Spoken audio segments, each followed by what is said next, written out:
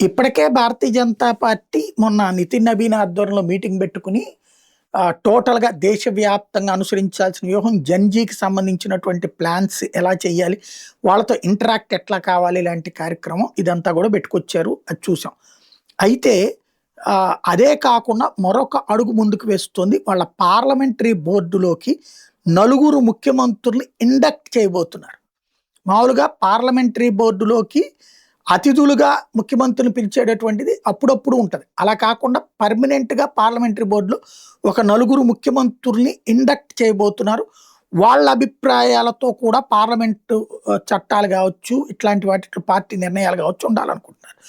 ఇందులో యోగి ఆదిత్యనాథ్, సువేందు అధికారి, అట్లాగే హిమంత బిశ్వా శర్మ, ఫడ్నవీస్ ఈ నలుగురిని కూడా పార్లమెంటరీ బోర్డులోకి టాప్ డెసిషన్ మేకింగ్ బాడీలోకి ఈ నలుగురు చీఫ్ మినిస్టర్లని యాడ్ చేయబోతోందన్నటువంటిది ఒక సెక్షన్ ఆఫ్ మీడియా ప్రొజెక్ట్ చేస్తుంది.